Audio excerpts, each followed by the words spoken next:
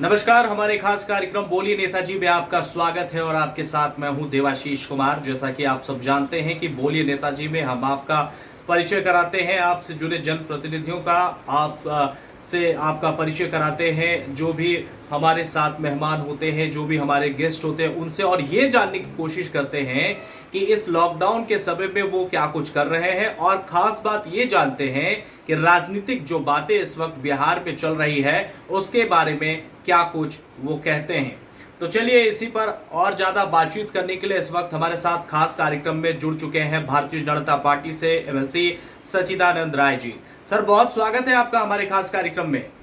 जी नमस्कार, बहुत बहुत धन्यवाद। नमस्कार सर।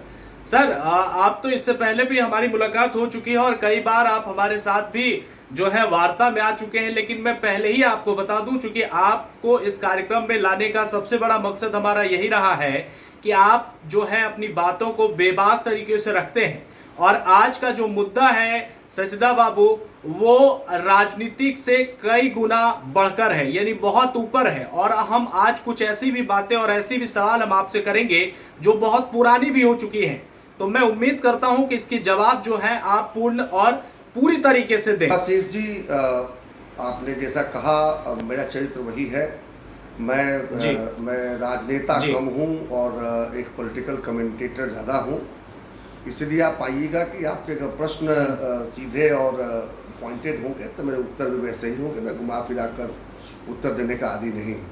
आप पूछ सकते हैं, आपको पूछना। बिल्कुल बिल्कुल सर, मेरा सबसे पहला सवाल ये है, और थोड़ा ये सवाल जो है पुराना है, क्योंकि बहुत सारे मीडिया जो है इस वक्त दूसरे और भिन्न भिन्न मुद्दों पर बातचीत कर रहे हैं, बहुत अन्य मुद्दों को लेकर के आ रहे हैं, चाहे वो क्वारंटीन सेंटर का मुद्दा हो या अन्य मुद्दों पर वो चीज सवाल जवाब कर रहे हैं। लेकिन द एसडी न्यूज हमेशा ये प्रयास करता है कि जो मुद्दे सरोकार से भटक चुके हैं, यानी जो अब यूट्यूब के तहखाने तक जा चुके हैं, उन मुद्दों को भी हम लाएं। तो मेरा पहला सवाल आपसे यही रहेगा सचिदा जी, कि पिछले साल जब नीतीश कुमार यानी कि केंद्रीय मंत्रिमंडल में शामिल होने की जो है उन्होंने साफ इनकार कर दिया था, और उसके ठीक बाद बिहार में जेडीयू कोटे से 12 मंत्रियों को जो है वो शपथ दिलाई गई थी। इसमें एक भी मंत्री जो है वो भाजपा से नहीं गया था। तो आज इस मसले पर आखिर अभी तक, मेरा पहला सवाल ये रहेगा कि आखिर इस मसले पर अभी तक चुप्पी क्यों है? और इसी के साथ मैं कहूंगा कि आज तक जो है क्या एनडीए सरकार में, बीजेपी सरकार में क्या कोई कॉमन जो एक स्कीम है, जो बातें हैं वो नहीं है? क्या सिर्फ नीतीश कुमार की ही चलती है आप दोनों में, या फिर जो नीतीश कुमार कहते हैं भाजपा को वही करना पड़ता है, या फिर सुशील मोदी इस पर कुछ कहेंगे? अब तक इस पर चुप्पी क्यों है, हम ये जानना चाहेंगे आपसे। नहीं, देखिए, ऐसा देवाशीष जी चुप्पी नहीं है। आप जानते हैं पिछले वर्ष परिस्थितियाँ कुछ अचानक से बदल गई थी। जब 30 मई को केंद्रीय मंत्रिमंडल का गठन हुआ और उसमें एनडीए ने, हालांकि भारतीय जनता पार्टी को स्वयं की मेजॉरिटी थी, 300 से अधिक सीटें थी, फिर भी जो एनडीए की सरकार बनी और एनडीए को अपना एक रिप्रेजेंटेशन देने के लिए भारतीय जनता पार्टी ने तय किया कि हम सारे अपने घटक दलों को एक एक प्रतिनिधित्व देंगे। तो उस पर किन्हीं कारणों से नीतीश कुमार जी की पार्टी ने तय किया कि नहीं, अभी वो शामिल नहीं होंगे। एक तरफ तो ऐसा लगा कई बयानों से, क्योंकि अपेक्षा थी कि उनको एक से अधिक मंत्री शामिल होंगे मंत्रिपरिषद में, और चूंकि ऐसा संभव नहीं दिखा या जो भी रहा हो, हालांकि इस पर बहुत ज़्यादा चर्चा तो हुई नहीं, लेकिन फिर नीतीश जी ने मना कर दिया और मंत्रिमंडल में शामिल नहीं हुए। ठीक बात आप बता रहे हैं। वहाँ से लौटने के बाद बिहार मंत्रिमंडल का विस्तार हुआ और बड़ा ही तरफा विस्तार हुआ। करीब 1 दर्जन के आसपास जदयू के मंत्रियों ने शपथ लिया, और इसमें बिल्कुल भारतीय जनता पार्टी के कार्यकर्ता थोड़ा अचंभित हुए थे। हम सबको लगा था कि ये कहीं रिएक्शन में तो नहीं हो रहा है और कहीं इसका गठबंधन के ऊपर में दुष्प्रभाव तो नहीं पड़ेगा। आपको याद होगा उस समय हमारे बिहार के अगर सर्वोच्च नेता की बात की जाए तो निश्चित रूप से हमारे उप मुख्यमंत्री सुशील मोदी जी हैं। उनका एक स्टेटमेंट भी आया था कि अभी उन्होंने अपने कोटे का मंत्री जो है वो शामिल कर लिया है। हाँ, और जिस फॉर्मूले में, फॉर्मूला तो खूब क्लियर नहीं हुआ कि फॉर्मूला क्या होगा, लेकिन अगर हम प्रोपोर्शनल भी कहें, अगर हम अनुपातिक भी अगर प्रतिनिधित्व की बात करें तो कुछ संख्या कम हो रही थी हमारी। उन्होंने कहा कि उचित समय देखकर वो मंत्रिमंडल में हमारे भी सदस्य शामिल किए जाएंगे। ठीक है, आपका बिल्कुल कहना वाजिब है कि अब तो करीब करीब 1 वर्ष होने को आए, तो देर तो हो रही है, लेकिन इसका जवाब तो सुशील जी ही दे पाएंगे। हम एक कार्यकर्ता के रूप में यही कहेंगे कि हम लोग अचंभित हैं कि आखिर क्या कारण है कि हमारा जितना भी हिस्सा बनता हो, जो भी 2, 4, 5 सीटें जो बनती हो, आखिर हम किस कारण से छोड़ रखे हैं, ये समझना हम लोग आज जो सवाल है वो इसी सवाल पर है कि आखिर आप लोग गठबंधन की बात कहते हैं, आप लोग इस वक्त आपकी जेडीयू और भाजपा की सरकार है, लेकिन मुझे ऐसा लगता है कि आज आप लोगों की कुछ इस वक्त चल नहीं रही है। सब जो है वो नीतीश कुमार अपने मनमानी से करते हैं, क्योंकि इसके बाद भी मेरे पास ऐसे ही सवाल हैं जिसमें कहीं ना कहीं सुशील मोदी चुप नजर आ रहे हैं। आखिर ऐसा क्यों हो रहा है? नीतीश कुमार अपनी बात क्यों कहते हैं, सुशील मोदी इस पर चुप क्यों हो जाते हैं किसी भी मसले पर? अब देखिए, आपका इशारा किस तरफ है मैं नहीं समझता, लेकिन जहां तक ये मंत्रिमंडल में मंत्री या मंत्रिपरिषद में भारतीय जनता पार्टी के उचित प्रतिनिधित्व का सवाल है, तो निश्चित रूप से जैसा मैंने कहा कि हम लोग स्वयं अचंभित हैं कि जो काम कुछ महीनों में या कुछ हफ्तों में हो जाना चाहिए था, अब लगभग 1 वर्ष होने का है। चुनाव भी अब अच्छा, चलिए सजीदा बाबू, अब ये पुरानी बात हम छोड़ देते हैं। पुरानी बात का आपने जवाब दिया, बिल्कुल उचित जवाब दिया। मेरा जो दूसरा सवाल है ये अब इसी बार का है, और ये सवाल है कि फिलहाल विधान परिषद की जो है वो 29 सीटें अभी खाली हैं। गठबंधन के हिसाब से कितनी सीटें आपकी तरफ से दावेदारी होनी चाहिए? क्या सुशील मोदी ने कभी इस बारे में भी जो है वो कुछ बताया है, या फिर नीतीश अपनी मर्जी के ही मालिक हैं? यानी मैं ये कह रहा हूं कि नीतीश कुमार इस पर कुछ बोलते क्यों नहीं है? सुशील मोदी, माफ कीजिएगा, नीतीश कुमार अपनी ही बात क्यों कहते हैं? और इन सीटों पर कुछ तो फॉर्मूला होगा आप दोनों पार्टियों का, आप दोनों दलों का। देखिए, मैं समझ रहा हूँ आपका इशारा किस तरफ है। 9 सीटें जो विधायकों द्वारा जो चुने जाने वाले जो हैं, उसका तो फॉर्मूला बड़ा साफ है। संख्या बल के हिसाब से जो पिछली बार हमारे 3 प्रतिनिधि थे, उसमें से 2 ही प्रतिनिधि जा पाएंगे, क्योंकि संख्या बल हमारी कम है। तो वहाँ तो कोई 9 में तो कोई झमेला है ही नहीं। अपनी संख्या के हिसाब से हम लोग 2, 3, 4 जो रेशियो बनता है, 2 हमारे, 3 जदयू के और 4 महागठबंधन के प्रतिनिधि जाएंगे। अगर कोई क्रॉस वोटिंग की अपेक्षा में कोई ज़्यादा नामांकन नहीं हुआ तो 2, 3, 4 लगभग तय है। जहाँ तक ये 4 स्नातक और 4 शिक्षक से जो चुने जाने वाले जो हैं, उसका भी लगभग तय है। जो सिटिंग है जिस हिसाब से है, और एक आध जगह होगा तो बैठ के बातचीत हो जाएगी। विषय जो गंभीर है वो है वो जो 12 नॉमिनेटेड लोग जो हैं, इसमें पिछली बार भी चंबा हुआ था जब 2012 में 12 सीटें खाली हुई थी और हम गठबंधन में थे। और अगर पिछले फॉर्मूले को देखा जाए तो 6 या 7 हमारे प्रतिनिधि थे, और अगर पुराना माना जाता तो वही हमको होना चाहिए था, अथवा अगर उस समय के संख्या बल के हिसाब से होता तो भी 12 में 5 प्रतिनिधि हमारे जाने चाहिए थे। लेकिन किन्हीं कारणों से वो 2012 का मामला टलते टलते 2014 तक चला गया। 13 में हमारा गठबंधन भी टूट गया, और 14 में फिर 12 के 12 जो MLC हैं वो जदयू के ही नॉमिनेट हुए। मुझे भय है कि कहीं इस बार भी ऐसा ना हो। मेरा मुझे कह रहा हूँ, मतलब कि एक भारतीय जनता पार्टी के साधारण कार्यकर्ता के रूप में एक कार्यकर्ताओं के मन में भय है कि ऐसा ना हो कि 2012 का ही वाकया फिर से हो जाए।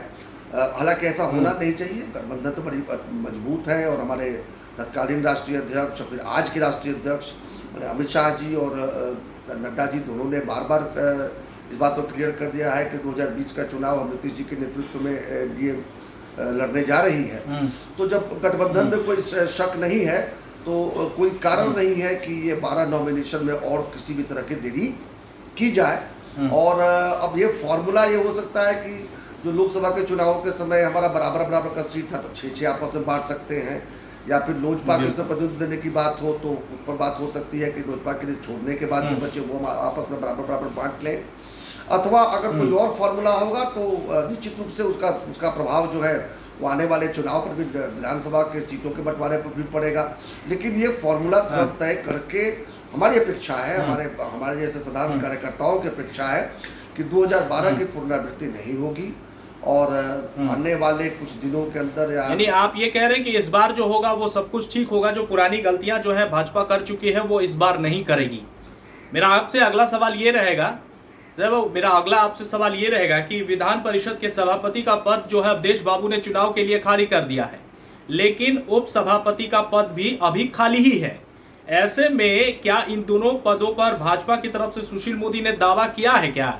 और अगर नहीं किया है तो फिर क्या इस बार भी नीतीश कुमार की ही चलेगी? ये भी एक अहम सवाल है, इसका भी जवाब आपको देना पड़ेगा। देखिए, जवाब तो हम सारे प्रश्नों का देंगे जब हम आपके सामने रूबरू हुए हैं, तो निश्चित रूप से ऐसा कोई प्रश्न नहीं है जिसका उत्तर देने से हम कटेंगे, और जो सही उत्तर होगा वही देंगे। निश्चित रूप से ये जहाँ तक सभापति के पद का सवाल है, मुझे याद है अवधेश बाबू तब सभापति थे और टेक्निकल रीजन था, क्योंकि उनका चुनाव, उनका कार्यकाल पूरा हो गया था, उन्हें चुनाव से जाना था, इसलिए उन्हें इस्तीफा देकर चुनाव लड़ना पड़ा। पुनः जीत कर आए तो अपेक्षा थी कि वो पदासीन होंगे, क्योंकि जब हम गठबंधन में नहीं भी थे, जब महागठबंधन की सरकार थी, तब भी वो सभापति बने हुए थे 19 महीने के बाद बता रहा हूँ। लेकिन 20 महीने या उसके पहले भी, जब 2013 में हमारा गठबंधन टूट गया, 2013 से लेकर और 17 तक के 4 वर्ष जो है वो सभापति बने रहे, उसका कोई प्रभाव नहीं पड़ा। तो अपेक्षा ये जरूर थी कि ये एक फॉर्मेलिटी है, लौट कर आएंगे तो जीत कर आएंगे, फिर वो बन जाएंगे। लेकिन हम सबके सब जो है वो ताकते ही रह गए और ऐसा हुआ नहीं। वो सभापति जी कार्यकारी अध्यक्ष के रूप में चलाते रहे, बहुत उम्दा काम उन्होंने किया, कोई शिकायत नहीं है। लेकिन मन में मलाल जरूर है कि उस पद पर आखिर भारतीय जनता पार्टी का कोई विधान पार्षद क्यों सभापति के पद को शोभित नहीं कर रहा है, जबकि विधानसभा के सभापति जनता दल यूनाइटेड के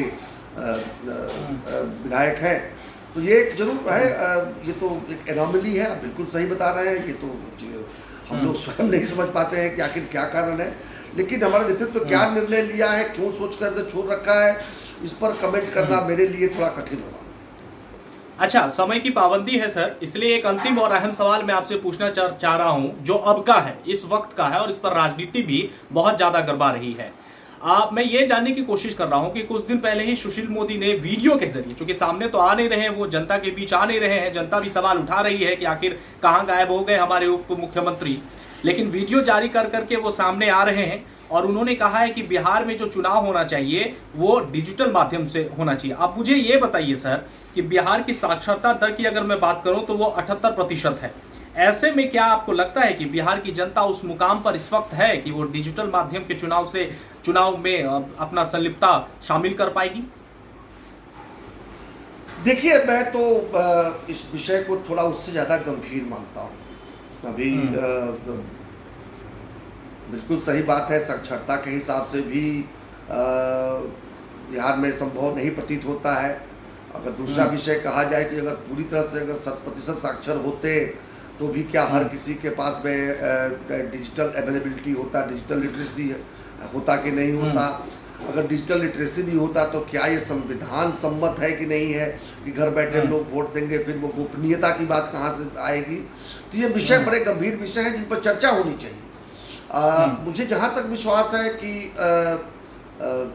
हमारे शीर्ष नेतृत्व के या हमारे नेता कहिए, बिहार के भारतीय जनता पार्टी के नंबर 1 नेता सुशील मोदी जी ने इस विषय को अगर एक एकेडमिक तरीके से ही उठाया है तब तो अच्छी बात है कि वहाँ पर चर्चा हो कि किस तरह से क्या चुनाव टाला जाए, या अगर चुनाव सही समय पर करना हो तो उसका क्या प्रारूप होना चाहिए।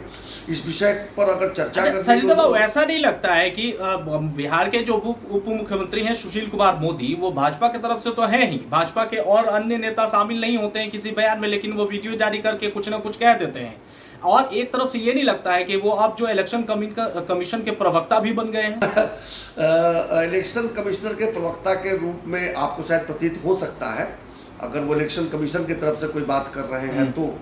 लेकिन मुझे लगता है कि उन्होंने बिल्कुल एक एकेडमिक विषय उठाया है कि अगर चुनाव सही समय पे हो और कोरोना का अगर इसी तरह से आतंक बना रहे तो क्या यह एक ऑप्शन है कि डिजिटल किया जाए।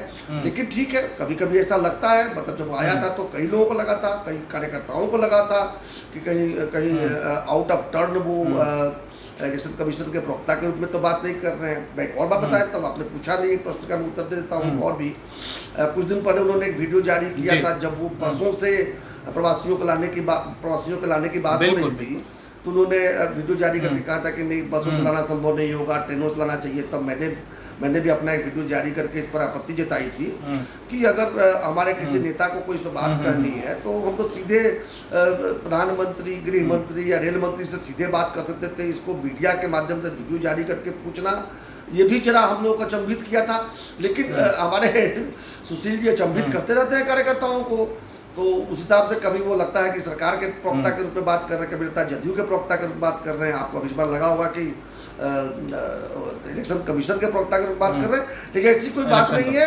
जिस तरह से मैं विभाग बात करता हूँ, सुशील जी भी अपनी बात विभागी से रखने के लिए जाने जाते हैं। और भारतीय जनता पार्टी में इतना लोकतंत्र है कि नेता हो या कार्यकर्ता अपनी बात मीडिया के सामने आकर और खुले मन से रख सकता है। और यदि कहीं कुछ अगर लगता है कि नहीं, हम अपने सीमा को क्रॉस कर गए हैं, तो हम इस बात के लिए जो है अपना खेद भी प्रकट करते हैं, क्षमा भी मांगते हैं, जैसा कि लगा मुझे। जी चलिए सर, हाँ सर, समय की कमी है और हम ये अभी आपको कहते हैं, हम अपने दर्शकों को भी कहते हैं कि हम आपसे लगातार जुड़ेंगे। और ये तो एक पहला एपिसोड था सर, 3 और एपिसोड आपके साथ हमारा और है, जिस पर और सवाल हमने तैयार किए हैं और सवाल है हमारे पास जिसका जवाब आप देंगे। और ये एक पहला अंश था। हम अपने दर्शकों को बता दें कि नेताजी के कार्यक्रम में सुचित्रा जी अभी हमारे साथ लगातार रहेंगे। उनसे और 3 पार्टों में 3 और बिहार की राजनीति पर हम चर्चा करेंगे। और इसके लिए अभी के लिए बहुत बहुत शुक्रिया सर आपका हमारे साथ बातचीत। देवाशीष जी, मुझे बड़ा अच्छा लगा आपसे बात करके। और मुझे पूरा विश्वास है कि आप कोई भी प्रश्न पूछेंगे, उत्तर आप पाएंगे। और मुझे बड़ा अच्छा लगता है आप लोगों से बात करके। आपका नया चैनल बहुत अच्छा काम कर रहा है, धन्यवाद सर। शुभकामना आप लोगों के साथ में है। और देवाशीष जी, आपके मैं बाकी भी इंटरव्यू नेताजी के लोगों के साथ जो होता है मैं सुनते रहता हूँ। आप बहुत अच्छा काम कर रहे हैं। मेरी शुभकामनाएं आपके प्रति भी, आपके चैनल के प्रति। बहुत बहुत धन्यवाद। बहुत बहुत धन्यवाद सर आपका। हम फिर से आपसे जुड़ेंगे, तब तक के लिए बहुत शुक्रिया। तो नेताजी कार्यक्रम में इस वक्त हमारे साथ भारतीय जनता पार्टी के एमएलसी सत्यानंद राय थे। उनसे और भी हम जुड़ेंगे, उनसे और भी सवाल हमारे पास हैं जिनका जवाब हम उनसे जानने की कोशिश करेंगे कि आखिर नीतीश और सुशील मोदी में क्या इस वक्त राजनीति में बन रहा है या नहीं बन रहा है। ये हमने कह रहे हैं, ये जो हमारे पास सवाल आए हैं उनका जवाब हम भारतीय जनता पार्टी के नेता और मंत्री से लेना चाहते हैं। आप इस कार्यक्रम में बने रहिए। अगर इस कार्यक्रम को आप पसंद करते हैं तो ज़्यादा से ज़्यादा लाइक करें, इसे शेयर करें। और हाँ, अभी तक अगर हमारे YouTube चैनल को आपने सब्सक्राइब नहीं किया है तो ज़रूर कर लीजिए।